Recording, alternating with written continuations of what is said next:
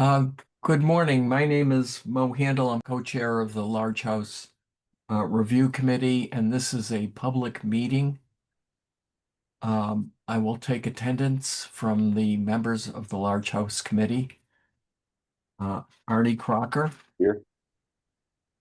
Jean McKnight, Heidi Frail, Marianne Cooley. I'm Mo Handel. I am here. Paul McGovern is here. Yeah. Oscar Mertz.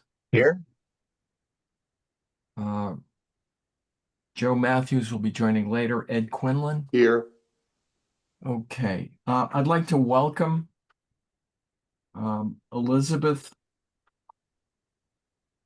Olivia, and James, who are here from Concord and Lexington. We really appreciate your help in this matter. I know that you've spoken to some of us before.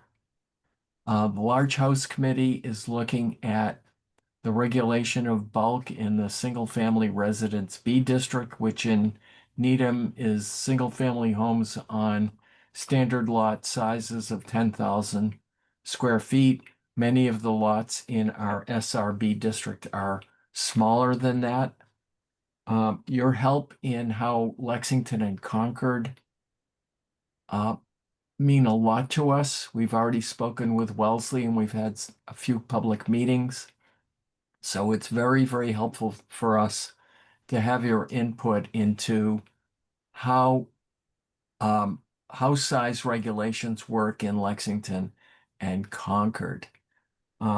People in this meeting have had a chance to review some of the information about how your community regulates housing volume or bulk, and we'd like to engage with you on that. So I'd just like to open it up to anybody from the committee who has a question based on the materials that have been circulated. Does anybody want to begin by engaging? I'll ask No? a question. Yes, please. I'm Jim Kelly, Hi, Jim. Lexington. Appreciate your presence here. Yeah, just kind of going back to your mission. You're heading. You have a bylaw in town, but you want to make some changes to it. Yeah, the history of this is that the last time we really engaged on this issue was 2017. And we made some changes to side yard setback, the setbacks for garages and things like that. But the issue persists. The feedback we get from citizens is often about concern over the bulk of homes in their neighborhoods and how that changes the character of the neighborhood. So this effort began in the May 2025 town meeting, where a proposal was put forth to redefine how we define FAR. Because our FAR did not count the garage. We had a 600 square foot allowance for a garage, but that wasn't counted in the FAR. And there were other aspects of it in the details that made us somewhat inconsistent with other communities. That led to the appointment of this committee, which has a broad representation from various interests in town, including developers, real estate people, former public officials. And we're engaged in trying to figure out what other communities do and what we want to propose to town meeting in May 2026. Our committee is actually going to be presenting recommendations to our planning board, and the planning board will then conduct some public hearings and finalize what they want to bring to town meeting. And we're aiming for the spring. So we're on a tight timeline. Yeah. And just by way of background, Oscar and several other people in this meeting are in part of a working group that has been engaged at great detail in looking at other communities' bylaws and regulations. But we wanted to get a sense of what it's like in your communities with respect to this issue and what the administrative burden is on your work? I think we had basically asked, I think, you guys from Lexington and Concord to kind of do, I think, really 4 things for us. The first was to give us, an overview of how your towns actually regulate bulk for the board and actually for the larger audience that will be reviewing this meeting. When you actually created those regulations and what your experience has been, and then how your community has responded to your implementation of that regulatory framework. Thanks, Lee. That's perfect. So I don't know, do we want to begin with maybe Concord? Elizabeth? So my glasses. Oh, sorry. So I might not be able to answer. So Concord has been dealing with, the term. Oh, did my video just go off? Yes. Oh. Okay, hang on one second. It's back now. Look.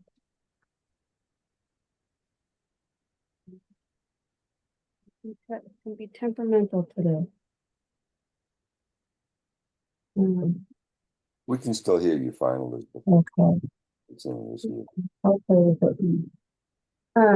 So Concord has been dealing with mansionization. I think the first time the term came up was in the 70s. And then I don't know how many years ago it was. But we also had a mansionization study committee, and ultimately what Concord did. I don't have any reverse camera. NPR on NEPM and GBH.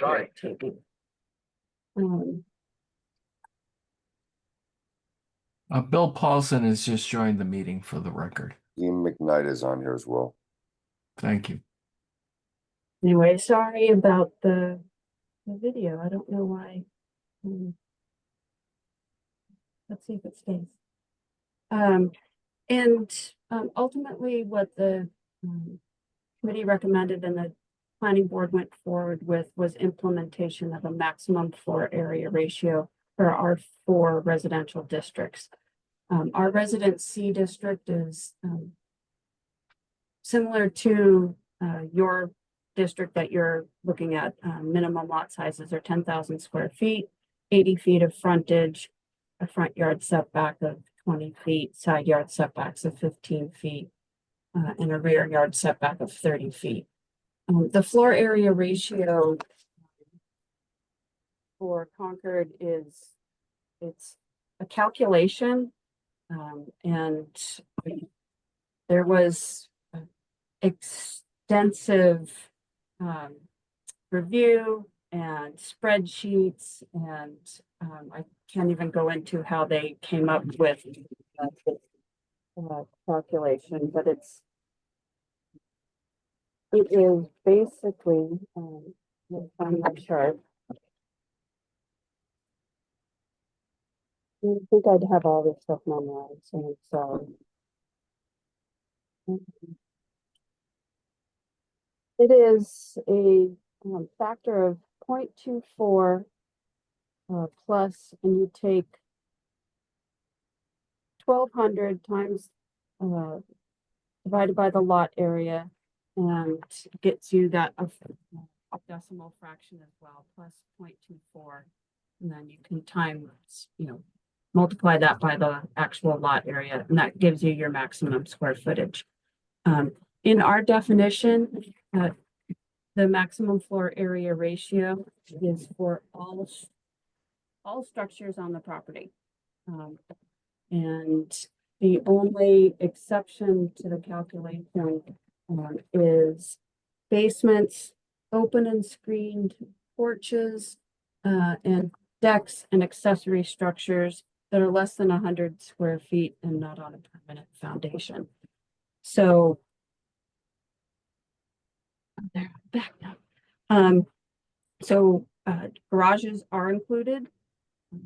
I think for The Resident C district, the maximum floor area ratio has worked as far as keeping the size of dwellings down. We also have recently in the past few years allowed by special permit two-family in our Residence C and Residence B district. So that maximum floor area ratio has also helped keep the size of those structures down.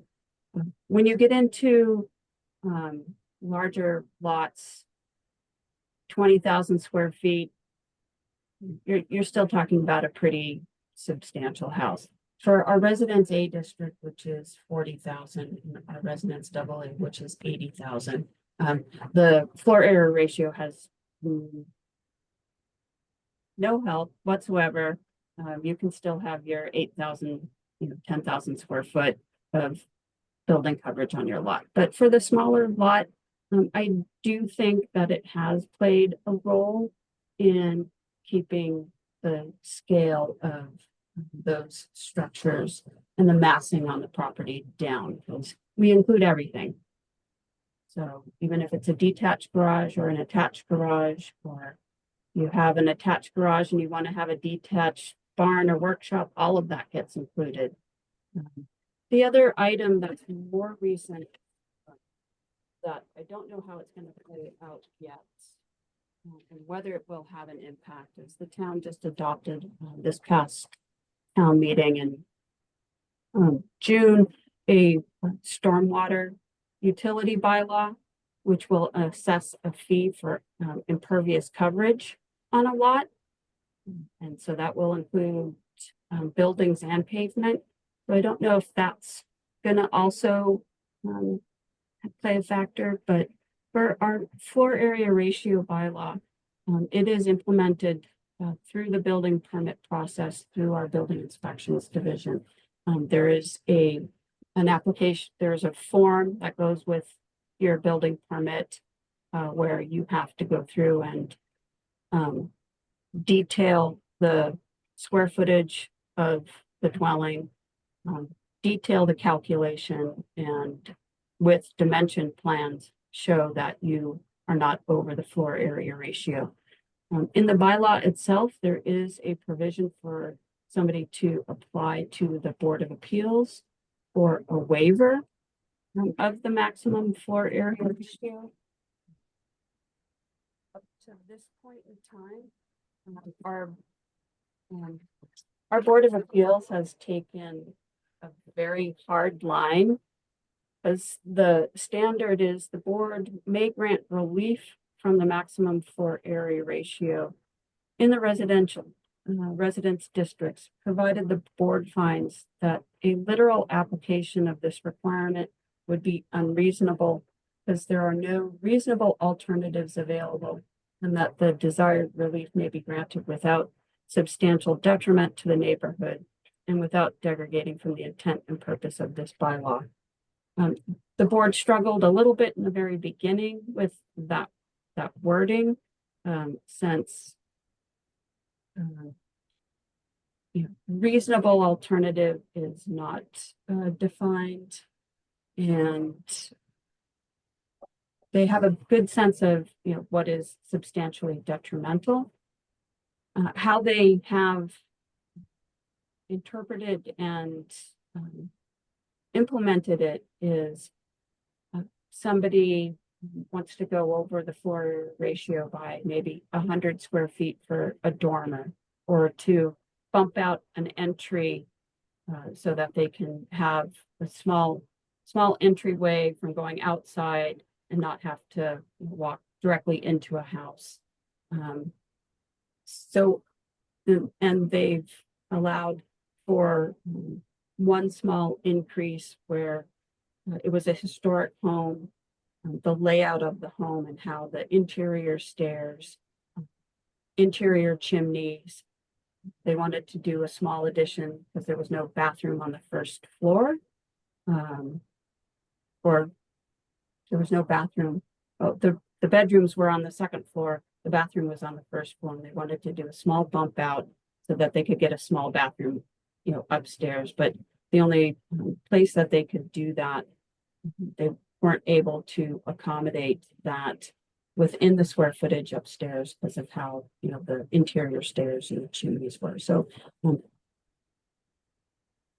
waivers they have granted have been 82 square feet, 100 square feet, but most people, architects that come in, have an understanding that, if somebody wants to go over 500, 600 square feet, that's gonna, from the board's opinion, degrade from the intent of that bylaw, which is to limit the massing and bulk on these lots. May I So I ask don't you, know. So I don't know if that answers all the four things that Lee. it's helpful, Elizabeth. Can I ask you a couple of questions and then open it up? Has it been effective in terms of public acceptance of a reduced home size if it has reduced the average homes being built? And I property owners. Yes. Acceptance, yes. Community acceptance, yes. When the planning board and the working group went through and came up with the calculation, it really was a balance of, so how much is too much and Yeah. how much is, right, infringing on somebody's personal, property rights to be able to develop, their house, their castle on their lot. So, I think that's where you got into, these properties that are 2, 3, 4, 5 acres. You're set back hundreds of feet from the road, hundreds of feet from your property owners. And, Right. if somebody wants to build a larger house and then have an accessory barn, have the accessory workshop, the thought was, well, what is it that you're trying to regulate? And but for the smaller lots, which are generally our village centers and where homes are much closer together, and there was definite acceptance of this maximum floor area ratio. I can tell you from a developer's standpoint, definite grumblings because along with the maximum floor area ratio, Concord has also had a bylaw that if you are on a non-conforming lot and whether it's area, frontage, if you want to expand the dwelling by more than 50%, you're required to get a special permit from the Board of Appeals. So when the maximum floor area ratio went in, some developers grumbled, like, okay, well, I'm already now limited by the 50% rule and have to get a special permit for that. But now you're telling me that, now it's not even just 50%. Now it's going to be this cap under the maximum floor area ratio. So for the developers, wanting to maximize what they can do on a property, especially in Concord, there's been grumblings, but I think at this point in time, there's pretty much acceptance of the bylaw. One last question, then I'll open it up. Has there been any observed decrease, or improvement in home value to the seller after the changes were implemented? That's not something I've ever investigated. So I can't, verify given numbers. Yeah, just but subjectively though. Subjectively, Yeah. absolutely not. Okay, that's No, very I mean, helpful. we have an 18, Mill Run Commons, which is a planned residential development in West Concord next to Riverwalk. It's a community village development. I think there's 12 units set closer together, dedicated open space behind it. The units are, about 2,000 square feet. They're selling for over $1 million. So it's, on a 10,000 square foot lot, if you have 4,000 square feet or 3,000 square feet, redevelopment of those properties, they're still being sold for, $1 million or more. Thanks, Elizabeth. I'm sure other people on the committee have a question. I saw Oscar's face there briefly. Does anybody, Paul and Ed have questions, Mo. oh, go ahead, Paul and then Jean. Yeah, thank you guys. Just wondering, approximately what year was the change made, and what sort of a percentage change was it from previous? Was it like an overnight thing? Did it change 10%, 20%? Because we're looking at, it's going to be something like that, some sort of a reduction in some of those ranges. I'm interested to know an approximate. So I'll have to look and figure out when that got implemented. But as far as change, we had no floor area ratio requirements before this was adopted. So it was a complete So it was a change. fairly significant change. Yes. Elizabeth, I What was think, the initial reaction to that, even by homeowners? I presume there was some fear that it was going to affect property values and things like that. Yes, there was definitely that fear, but that really has not been realized. Okay. Thank you. Elizabeth, I think what you told us when we talked before, you had mentioned the Mansionization Committee was formed in 2002, and that the adoption of the FAR bylaw was 2016, and then your two-family special permit bylaw change was 2021. Yes. Yeah, so for the two family, the planning board moved forward 1 year in our resident C district. The fear that there were going to be hundreds of these special permits being applied for never happened. I think that first year we might have had 3. And so the following year they expanded it to our residence B district, which is the 20,000 square foot lot size. Even then, I think we might have had 4. So it hasn't been a huge explosion. Similar to the fear with additional dwelling units. Concord's has had a ADU provision since the mid-70s. And in 2000, that was significantly overhauled. But from 70 to 2000, only 52 special permits have been issued for ADUs.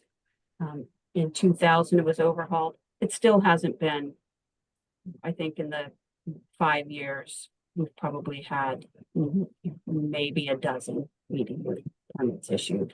So, so yes, so 2000, the floor area ratio was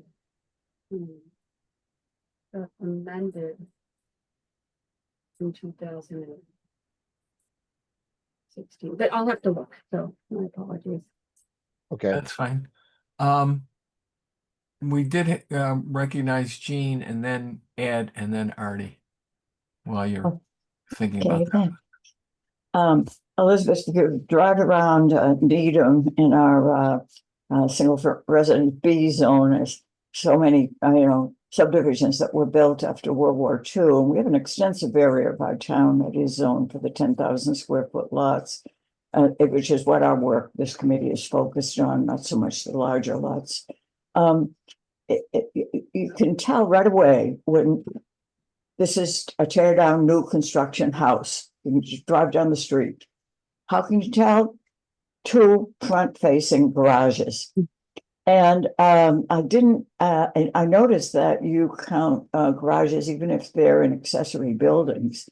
And what we did back when we first initiated zoning focused on rebuilds, and I was on that committee too, was we had a different setback for the frontage of the house which the setback is 20, I think, as I recall, I don't have it in front of me, it's 20 feet. And then 4 feet for the garage.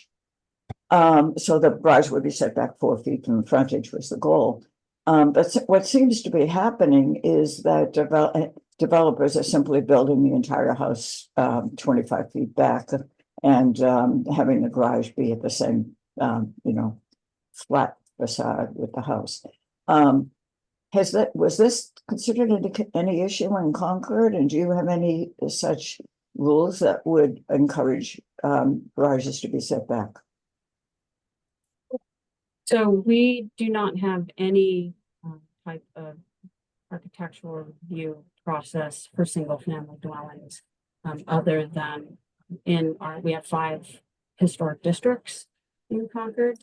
And then, but even if a applicant comes forward for a special permit to the Board of Appeals to, let's say, demolish a cute little old veteran's home, and build a much larger home, the Board of Appeals, at least our Board of Appeals, does not really get into architectural design elements, other than for some projects, if it's an extension of a non-conforming structure where their setback is close, or a detached ADU, looking at the placement of like second floor windows and how it shines on the butters. But if somebody came in with an incredible modern structure, they do not get into the whole street is 19 or 1870 style, and they don't get into that. And there's nothing in our zoning bylaw for residential that speaks to you have to have your garage turned or set back or. Well, of course, Concord is a town that has a lot of history. 5 historic districts. Needham has no historic district. No, we have one. Oh, excuse me. Recently enacted a historic district for Mo Handel's house. Sorry. Oh gosh, how could I forget that? Hasn't been an issue so far. Yeah. Gina, Anyway, okay, did you thank get you. your answer that you were looking for? Yes, that it hasn't been something that's been addressed in Concord. And I guess the question is it perceived as an issue in Concord? Apparently not. Is that right, Elizabeth? The front facing garages? Not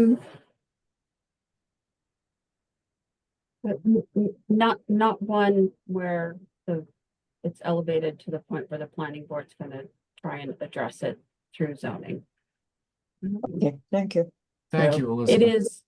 it comes into conversation when the Board of Appeals reviews special permits for 2 families, because we have some where they just wanted to come in and dwellings, 2-car garage dwelling, and they will address placement of the structure on the lot and the impacts to the neighbors of having such a long facade. So they will do that as part of their finding that the structure is not substantially detrimental to the neighborhood. But that's as far as that's gone. Thanks, Thank Elizabeth. you. Ed Quinlan, go ahead. Thank you. Elizabeth, this is really very helpful. I appreciate you folks taking the time. I'm just taking some notes. I want to make sure that I've captured a couple of notes properly. The issue about if it's a non-conforming lot, you need a special permit if you want to add more than 50% to the house. That stands apart from the FAR regulations. They're not tied together. Those are independent. Yeah. Okay. And, the issue of homeowners and land values, and it's something that we think is a big issue or would be a big issue here in Needham. So I want to maybe drill down on that a little bit if there's even anything to be found there. You said that there were fears by the homeowners initially or prior to the implementation. They were concerned about what would happen. Were those fears monetary? Were they concerned about impacts on their lot values? Or were they just more aesthetic and issues of control? Who controls how I want to use my lot? So it's over 10 years ago, so, that, I don't recall that there was this fear of just somebody's gonna try and tell me, what to do with, my property. Concord's been telling people what to do with their property since 1928. That's when we first adopted zoning. And then with our historic districts. So, I think there is some level of acceptance in the community with, some type of review. But I do remember the initial concern with, well, that's gonna limit the value of my property if I go to sell my, 1960s, built Cape to a developer. And in the beginning, it may have been a negotiating point with developers and sellers of these, smaller, older homes. Oh, well, I really can't give you that much because I'm not going to be able to build, as big of a home, or that's definitely not the case any longer. Well, there isn't a single home in Concord that sells, below $700,000, $800,000. And that is your 1960s, 1,800 square foot Cape. And that's how much it will sell for. If it's in, good condition, and there's been some updates, but so I don't think that's fear was realized, now that it's been so long since it's been implemented. So I think what I'm hearing you say is that the price to a homeowner purchasing a house or the price to a developer purchasing a lot for development, those two numbers, not big differences between them. The homeowner buying the house isn't paying a lot less than what the developer would be paying. That I don't know. I don't know what, I can probably bring up I know I provided a few examples.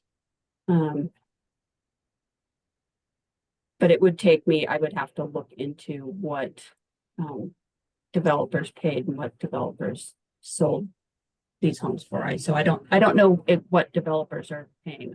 All I can tell you is what I know. Homes are even, older, smaller homes are being sold on the market for now. Do you have a sense that the regulation, when it was put in, has made it more probable that a homeowner would buy a house than a developer? In other words, did it impact the amount of tear downs and more of the houses now going to homeowners who want to buy it? Or I mean, it may be that you don't, who knows?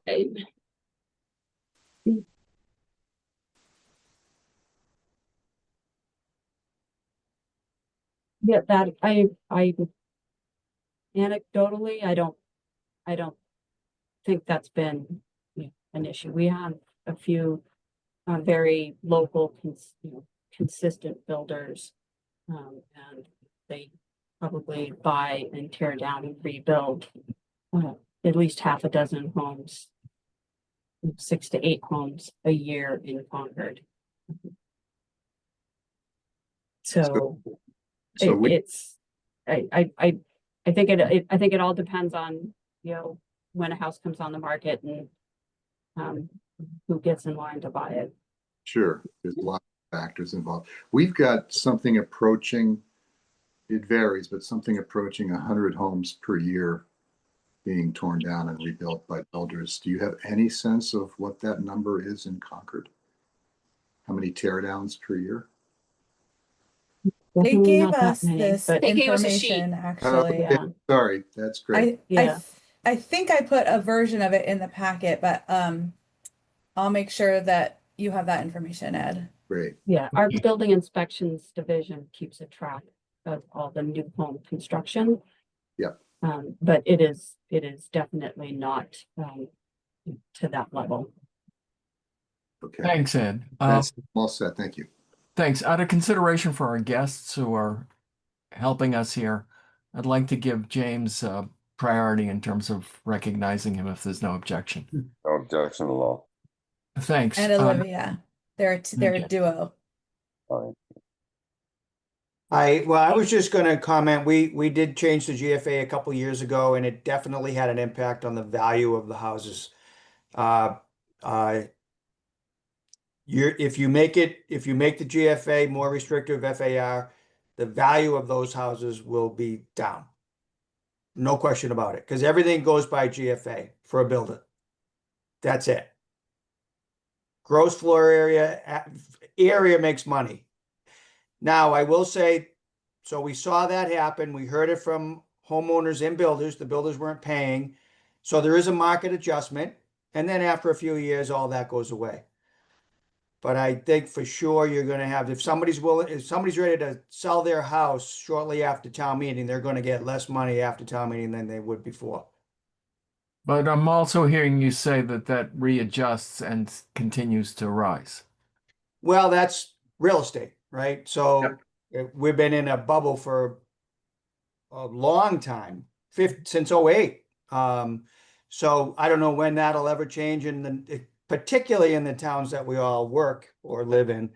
But I just thought that, that was real. We had the same question. The town meeting will have the same question. But my experience was that, yep, it did have an effect, and there was a hit there to take if you happen to be the one selling after. And any sense of how bad that hit was?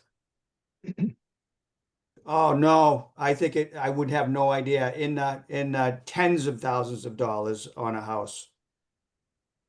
All right, thanks. Significant, because it really is, like when we issue a permit, almost every new home is literally maxed out within a foot of the maximum allowed area. They use every square inch. Yeah. But every house. Yeah. Yeah.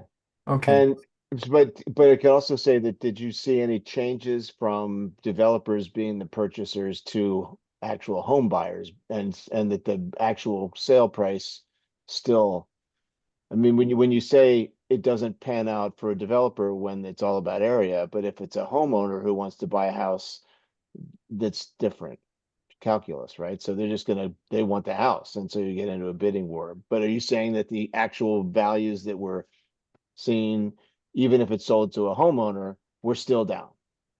No, I can only speak to the developers. Okay.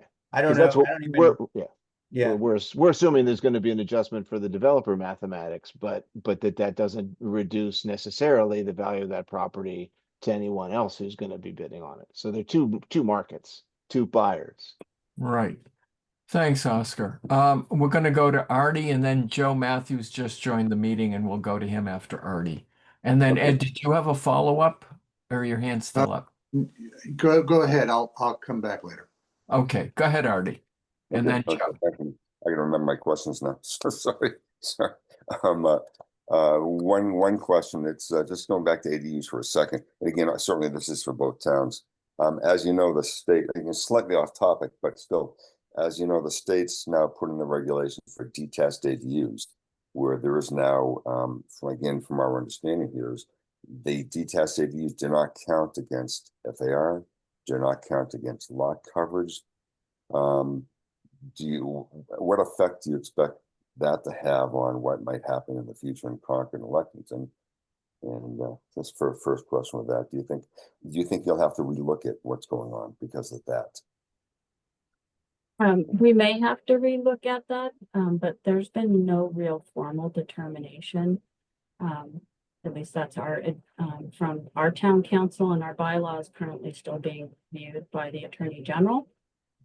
So, you know, maximum floor area ratio does not prohibit somebody from doing an ADU. You can convert existing space in your house, and you know, the zoning act also has protections for you know, size, bulk, scale, neighborhood, you know, character, lots of other things. So I'm not 100% convinced that that is a given yet. So if it does formally come down that way from the Attorney General's office, then, you know, we'll take another look at it. But you know, right now, we are not amending, planning on amending our maximum floor area ratio to exempt ADUs. Thanks. Artie, do you have another question before we go? Yeah. No, I just wanted to verify, and you know, this is for Lee as well. Just wanted to verify as far as we're talking about the zoning board of appeals. You know, if we don't have anything in there as far as, you know, giving them the allowance to appeal, does that prohibit anyone from going to the zoning board of appeals to you know, leave this? That's more of a local question, I think. Well, it's also for the Concord and Lexington. It is in Concord. You know, Elizabeth, you had mentioned that you have something in a provision in there to go to the ZBA to allow for. Right. So for at least how it's interpreted in Concord, you know, there's 351 communities in the Commonwealth, and everyone does things a little bit different. But in Concord, for any section in the zoning bylaw, if there is no specific waiver provision to that section, then you are required to meet that section. If you don't want to meet that section, then you would have to go to the Board of Appeals for a variance. Variances in Concord for the last at least 40 years, our Board of Appeals has held a very hard, strict line on variances. In the past 20 years, they may have granted maybe 4. So it is not, you know, most people that, you know, come in and, you know, for a particular section, well, you know, I'll just go and apply for a variance. By the time they speak to me and the building commissioner, some have applied, and the board has held a very hard line on variances based on the requirements under state law. So the provision you put in there for them to go for a special permit for a little extra allowance, that's augmented the variance pathway. Yes, you don't need a variance if there is a waiver or special permit provision. And James and Lexington, any differentiating there? We do have a provision in the bylaw. You don't have to go for a special permit for a tear down in Lexington. You can do it by right, which is unbelievably permissive. But we do have a provision in the bylaw to exceed the GFA through a special permit application. And the board is, I don't know if they've granted one. They're rigid on it. I would personally, I'd definitely recommend having an option for a special permit for cases that you just don't know that may be perfectly reasonable for a GFA. Or we say GFA, I know you say FAR, so I can't stop saying GFA. But that would be my only. I would have include a special permit for those that may qualify. Are there any conditions you put in that special permit that says, you know, you may go considering this, or it's just simply you can go for a special permit and there's no conditions set forth initially? Yeah, in the bylaw, there's sort of 4 criteria that you need to meet to get that special permit. Just scale, again, talking about scale of the neighborhood, sort of special permit type things. I can say Yeah, that since 2016, when we enacted our GFA in Lexington and added that special permit provision, there have only been 17 applications to the Board of Appeals. 52% of those have been passed. but only 2 of those applications that were even applied for were for new constructions. All the rest were pre-existing homes where someone was potentially just adding a shed or a greenhouse or a porch. So the new construction in town, these developers aren't using that special permit route. Most of them are sticking to that GFA maximum allowed. It's really just the pre-existing homes that have tried to go for that special permit, and even then, most of them are not approved. Yeah, we've had some concerns, sorry, Mo, we've had some concerns about people saying, well, what if I want to add on to the house? Artie, I don't want to cut you off, but we have other people who have. I understand that, Mo, but we had talked about, people with add-ons and how that's slightly different, perhaps slightly different view than versus new house. But thank you, Mo. Thanks. All right, so Joe and then Oscar and then back to Ed.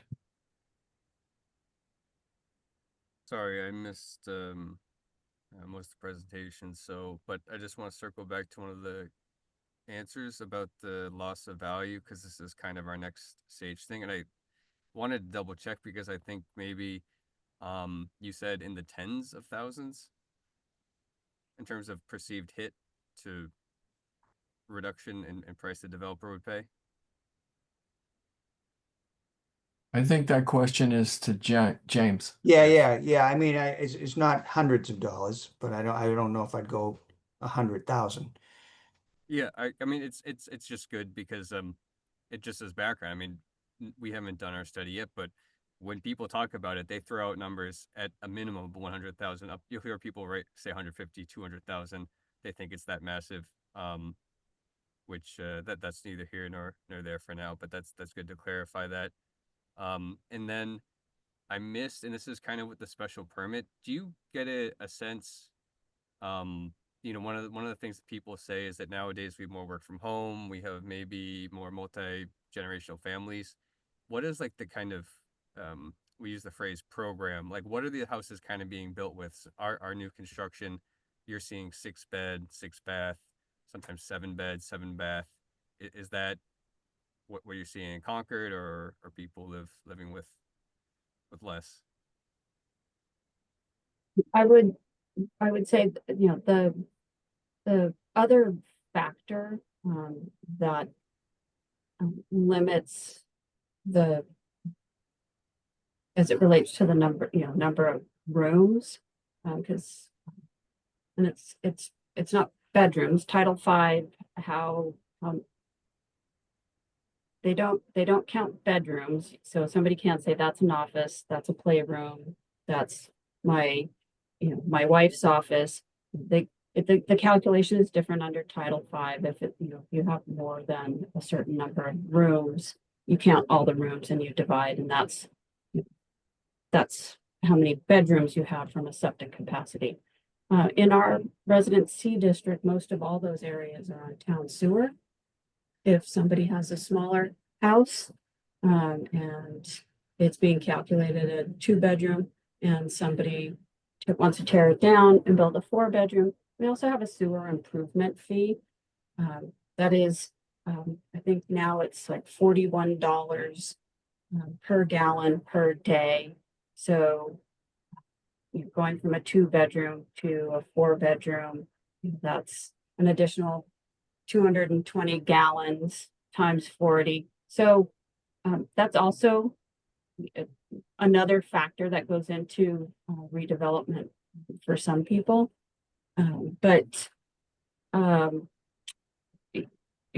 mostly what we see is some of the change following COVID.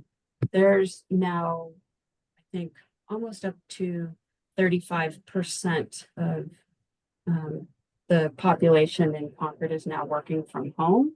So we are seeing some homes where they are specifically now, having dedicated offices being built, or a couple of projects I've seen, they've done a detached garage with 2 offices upstairs, because now the husband and wife are both working from home and want to have their own separate spaces and not share an office. So we are seeing that, but not necessarily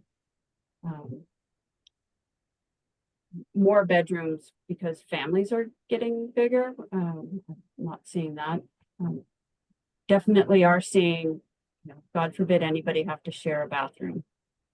So, we are seeing homes where every bedroom has its own bathroom. So I just, Thanks. if you got two kids, they having to clean two bathrooms, it's like no share a bathroom, but so we are seeing that as well.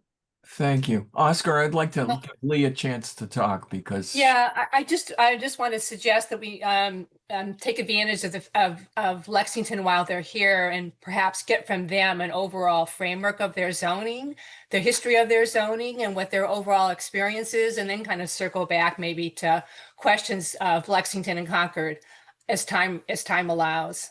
thanks, Lee. That's very helpful. So you've heard the question. Can you give us some background to the history of the Lexington work on this? Yeah, of course. So Lexington similarly has now been limiting their gross floor area in town based off of lot size. We first made this change in 2016, and then again in 2023, it was reduced even more through citizen petition.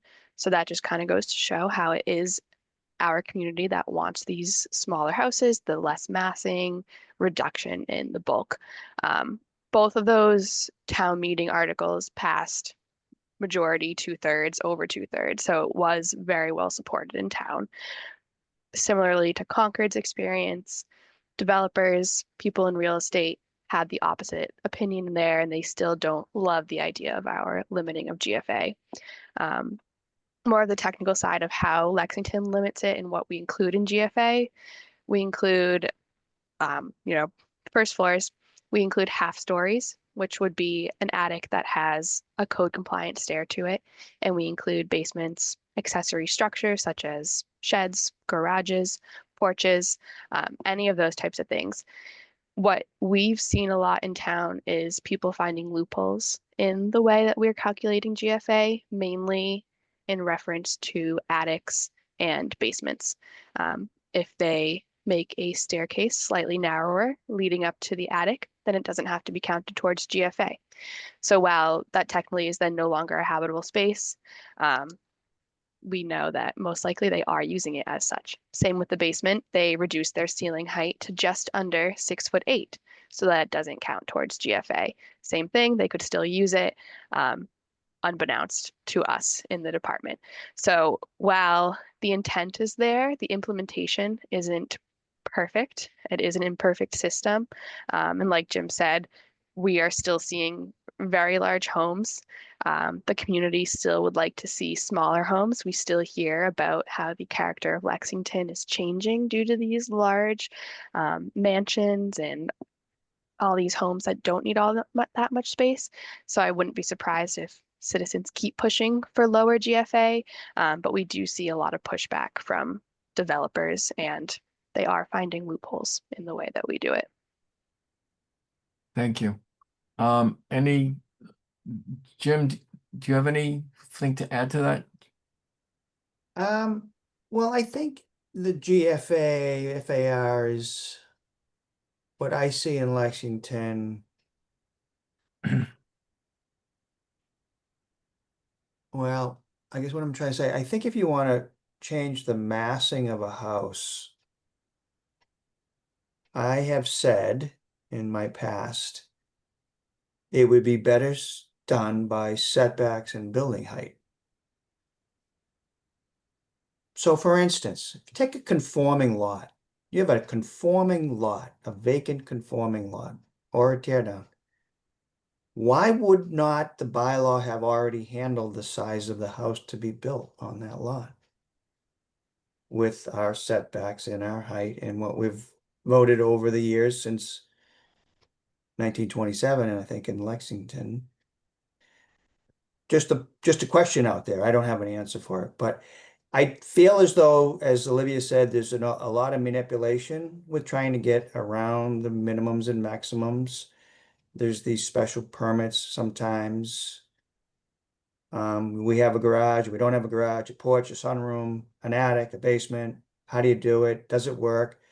And at the end of the day, for the most part, the houses are huge. I mean, even with the newer reduced GFA in Lexington, these houses are huge. They're, as Elizabeth said, I mean, there's usually one or two more bathrooms than bedrooms.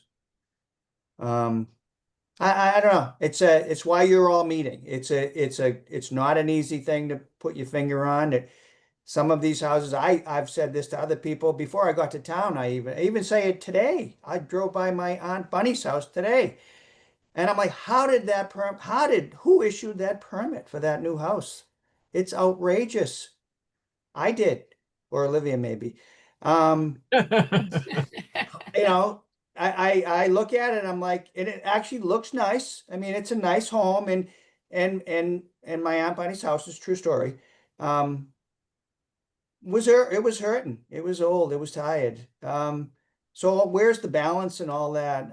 It's hard for everyone to know. So I applaud you for your volunteerism, for all you that are volunteering, and then I support all of us doing the enforcement side of things, trying to do the best we can. But I do go back to the setbacks. I mean, we have a 50-foot wide lot in Lexington with a 7.5-foot setback. Well, their buildings are 65 feet deep. That's 7.5-foot setback. Wow. Yeah. Can I just ask a clarifying question here before I call on Oscar? If you were worried about the bulk of the house, what difference does it make if the basement is occupied or not? And therefore, does it matter if it's counted? I'm with you. I don't think it makes a difference at all. I see these basements that are destroyed by GFA calculation, otherwise perfectly good space. Same with an attic. If you are in our communities, we have a lot of traditional colonial style houses. I am a fan of a steep pitch roof. I just looks nice. I have a height, right? My height's limited no matter what. My height's limited. I can build my roof with nothing under it, up to 40 feet. What difference does it make if there's a room up there? All right. Thank you. Oscar, and then Paul, and then, because he hasn't spoken, and then Ed. Go ahead, Oscar. Yeah, I was just gonna ask James and Olivia. You had said setbacks and height. The other thing that I guess we're curious about and thinking about is coverage. And I guess are you guys anticipating that there would be some change again? I mean, 2023 is not that long ago, and your changes from 16 to 23, would you consider those, I guess you saying there was some disgruntled builders, but there's still, you're saying, building really big homes. So that was a battle, I assume, to just get to some agreement on what your GFA limits were going to be reduced to. And so it sounds like you're still trying to figure out other ways to address this. Do you think you might bring in some of these other issues? Like you said, your coverage is not controlled, right now. Do you think that you would start to use some of these other controlling mechanisms to reduce the sizes of homes?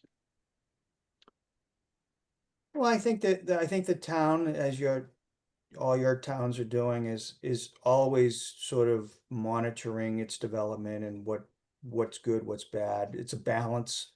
I don't know if the developers really blinked many eyes. It's not unlike the super stretch code and fossil fuel free. I mean, they complain a little, but they keep going. I think what I saw were some of the homeowners.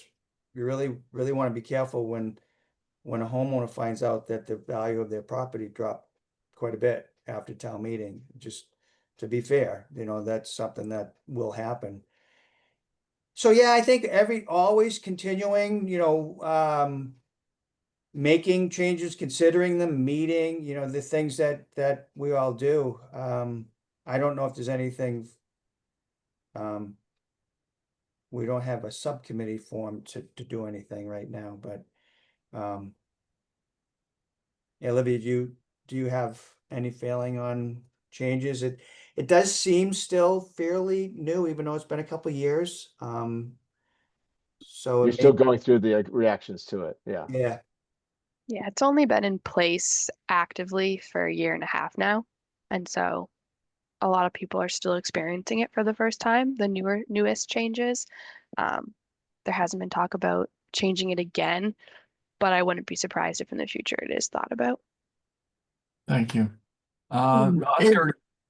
Oh, I can just tell you Yeah, for go ahead, Liz. Concord, there is still a concern in the community with the size of, some, the home, being built. They go, our floor area ratio, is calculated based on gross floor area. How we define gross floor area, is you only calculate anything that has a ceiling height of greater than 6'8". So we have had some creative builders and architects where, for the gross floor area and the 50%, the ceiling height in the basement is 6'7".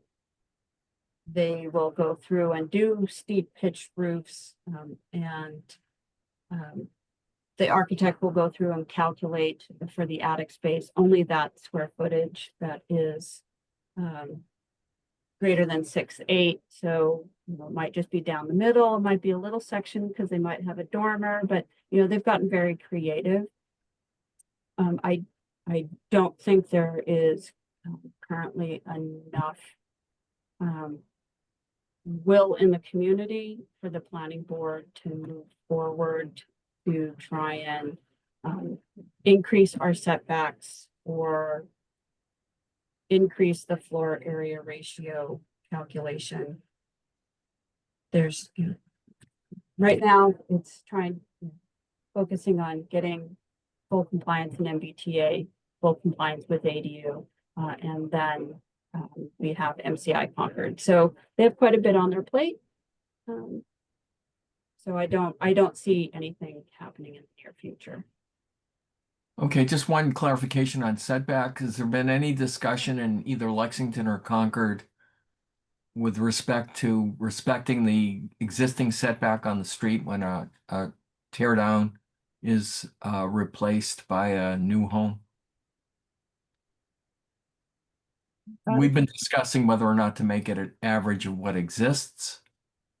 Some setbacks at 20 feet, which is our standard setback, go beyond what the street setback is, so it changes the architectural fabric along the street. Has there been any discussion of that in either Lexington or Concord before we go to Paul? There's been no conversation in Concord about that. So in our Residence C district, these smaller lots, if the builder builds up to that, starts at that 20-foot setback and builds from there.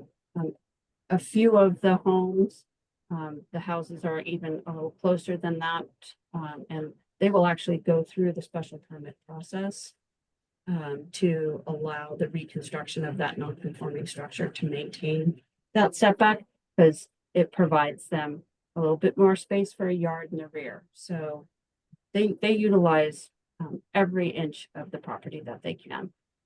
Thank you. Anything to add, Jim, before I go to Paul McGovern? Okay, go ahead, Paul.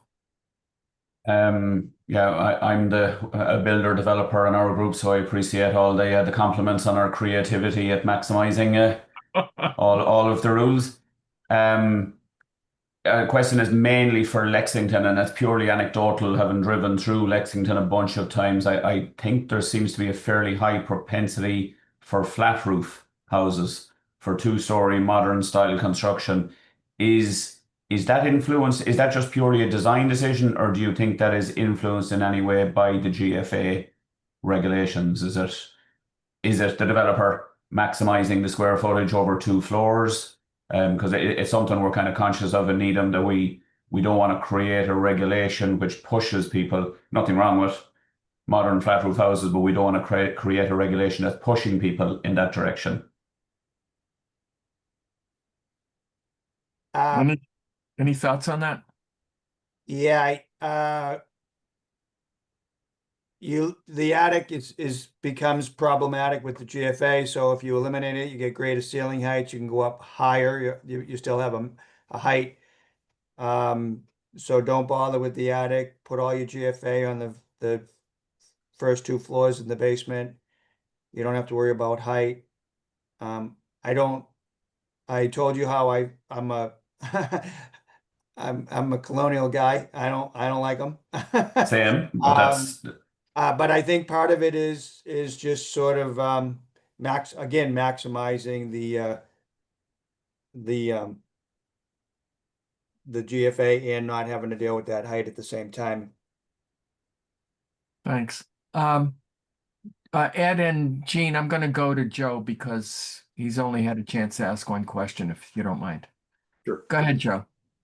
Yeah, sorry, I just took the video. I'm running low on power, so that's good. So a little bit of question and a little bit of just I don't know how much you guys briefed them on what's going on in our situation, but you know, I've looked at the Lexington real estate. I've perused it a bit, and I noticed that people still are doing new builds even with this you know, that new regulation, and also that the property prices for what would be or would have been a potential teardown candidate house is still quite strong. For reference, in our town, on our 1/4 acre lots, with some creative design, you can get 6,500, maybe pushing towards 7,000 in basement, first, second, and third. So I think just to give a little context of where we're coming from, I had watched the videos of the Lexington town meeting where they discussed this citizens petition, and I would say that the kind of discourse or the politics of it are basically exactly the same, where there would be a lot of hand wringing and you know points about this needing to maximize the property, like it's really important to retirees, change in living styles, etc. And yet you guys have come through the other side, maybe not even as far as you want to go, and still everyone is in a good condition.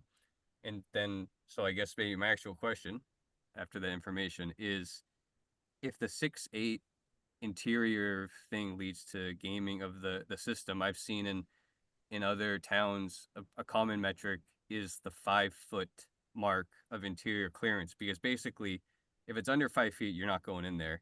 And once you get over 5 feet, that's basically going to be a space where people are going into, you know, more or less. It may be a little weird if it's sloping, right? You don't want to count the 5-1, the 5-2 area, but why wouldn't you shift away with using, you know, from using 6-8 as the limit if people are just going to come in under it?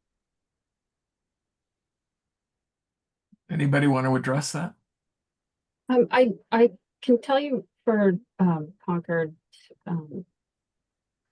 you know, any zoning bylaw amendment that you're considering, have a conversation with your building commissioner about implementation, and because they have very specific requirements as it comes through in the building code, and interpretation and implementation of the building code. And from our perspective, we try to align with different things in the building code. So just to try and reduce some of the confusion where, you know, people come in and say, well, okay, under the building code, it's this, and then you have a completely different definition. And so from an implementation standpoint, I think that's where we would not entertain, you know, changing how we calculate gross floor area, just because it would add another layer of complication and confusion, which, you know, part of being able to get a zoning bylaw passed is you have to be able to communicate, get people to understand, because if you go into town meeting and it's something that creates confusion in people's minds, they're just going to vote no.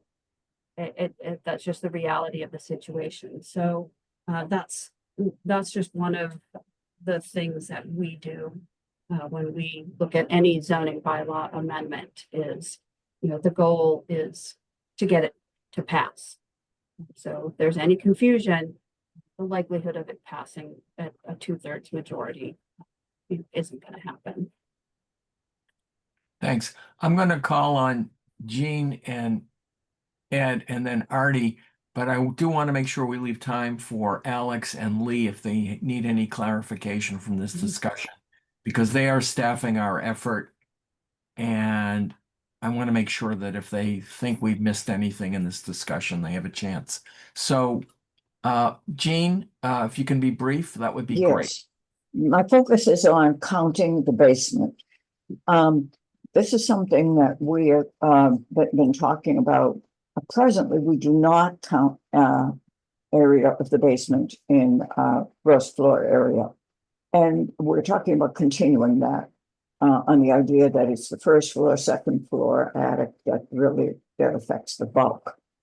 I was unable to go to our most recent community meeting, but as I recall, from the first community meeting, where we give a lot of outreach and it's kind of like a hearing, people talk.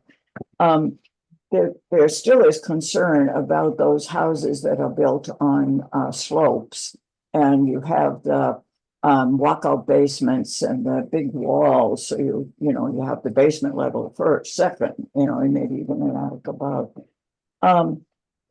Wellesley has a somewhat complicated formula of looking at it, points all around the basement wall and to what extent they're above a certain height, and then taking a percentage of the basement based on those factors.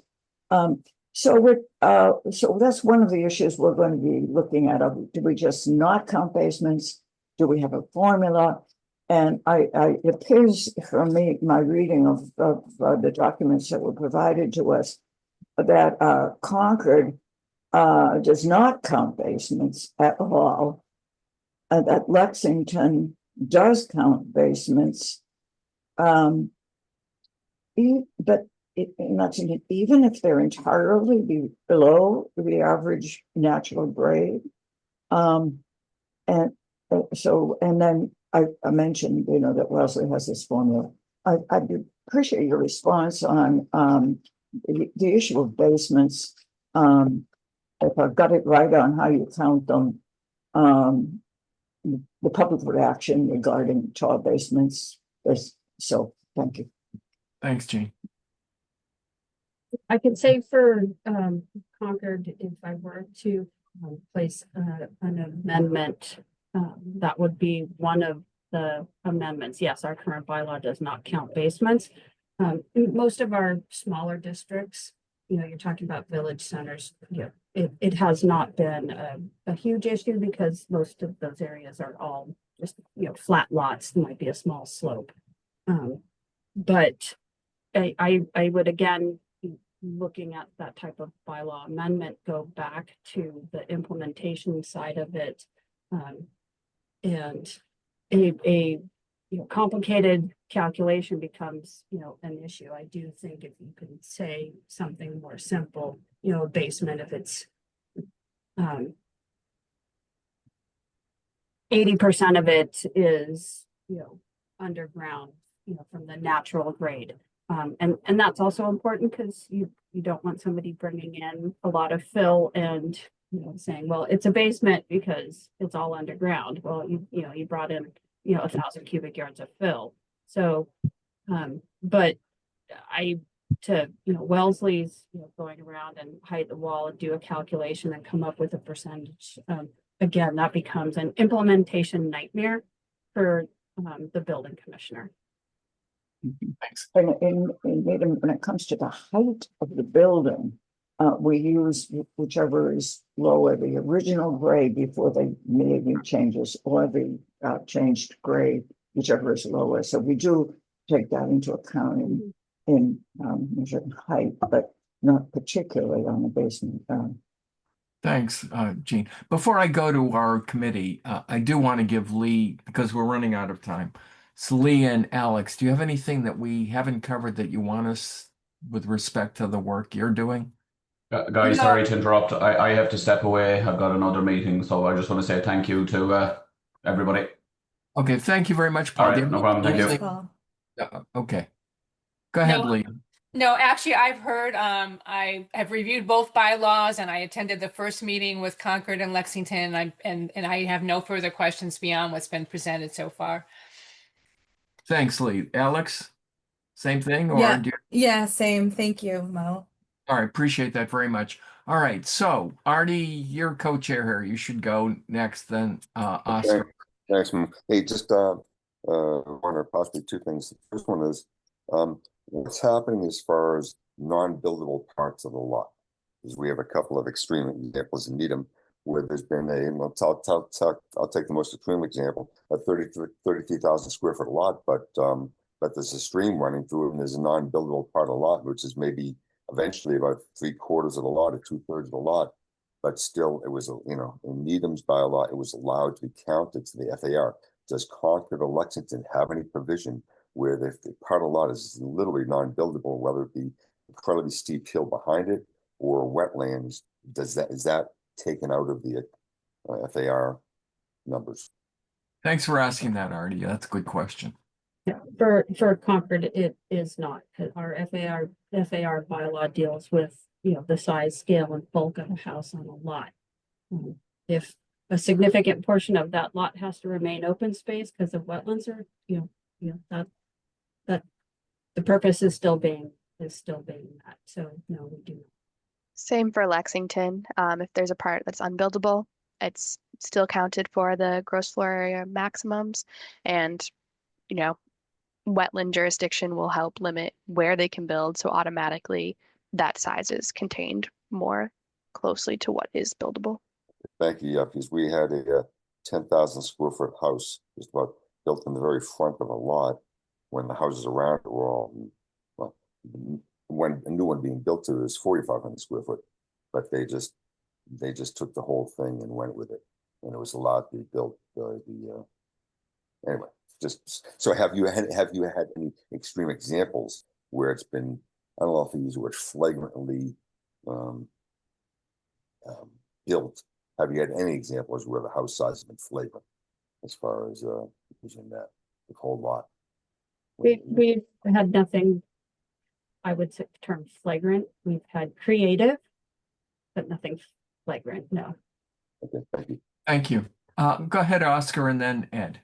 I'll be quick, Ed. I guess I wanted to just confirm what we heard from Elizabeth, and I guess also Lexington, that these workarounds that builders are succeeding at to not count anything that's not meeting the code definition of habitable, meaning 6.8 minimum. So is that now becoming a thing? So you're actually seeing bigger houses that are putting all their FAR in what they count on 1 and 2? I mean, Elizabeth, is this becoming an issue that is, and also to you guys, James and Olivia? There's a few developers that do it, but I wouldn't say it's occurring with every single project now. I would say the same thing. It doesn't happen with every project, but it's definitely a prevalent issue. I did share a few examples with Alex and Lee where someone raises the basement floor but to 6.7 just so that that whole basement counts as 0 gross floor area and they can use that elsewhere in the home. So it definitely does happen. Thank you. I Go ahead. would go add, ahead. it's your known players. Yeah. No, Usual okay, suspects, we say. this one's gonna come in, we're gonna have to look at it a little more closely. Okay, thank you. Ed, go ahead. Yeah, thanks. It sounds like we got numbers for teardowns in Concord. Alex, I'm not sure, I was reading your comment, I'm not sure what we've got for Lexington. Any sense of teardowns per year, and did it change after you implemented the last change to FAR or to GFA? So Lexington averages anywhere from 80 to 100 teardowns and new builds a year. I don't think, yeah, Alex pulled it up there. A little bit lower in 2023, but that's not even when it was implemented. It was officially implemented in 2024. So no, we really didn't see a change overall from our average. Okay, thank you. And James, you mentioned tear downs are by right, which obviously, well, they are by right here in Needham too. By the way you made that statement, it sounds like, are you aware of towns where there is actually not tear downs by right? Yeah, I came from town of Sudbury, yeah, on a non-conforming lot, not conforming lot. Yep, On a yep. non-conforming lot, you need a special permit for a tear down in Sudbury. I mean, you need a special permit to put a sunroom on a non-conforming lot. I don't know, I don't know how you get to being able, it's easier to tear a house down in Lexington than it is to build an addition. If you need any special permitting. Forget about variances, you won't get them. So, yeah, I don't know otherwise. I was surprised when I came here. There's some good things about it, but when we get calls, you can go to work and come home and the house next door to you is gone. Yep. Yep.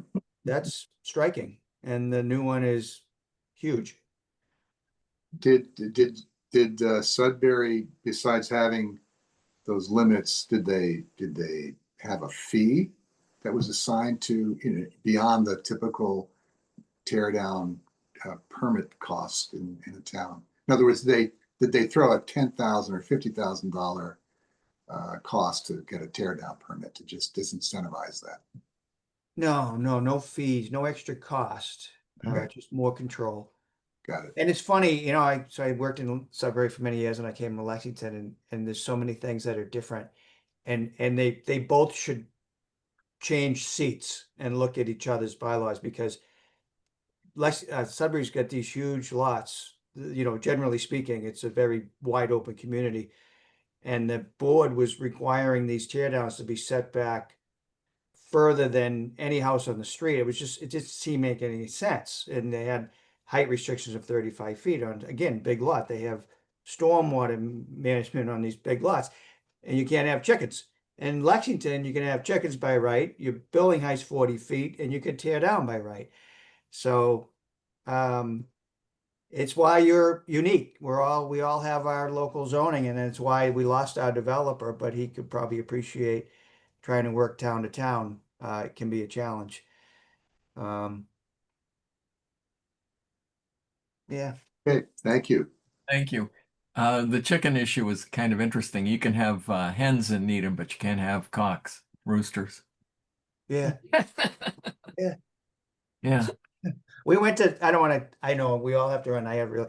We went to town meeting years ago and you know how town meeting goes, right? Oh, yeah. They pass a $200 million budget in 25 minutes, but yet you bring up chickens and roosters, you're there all night.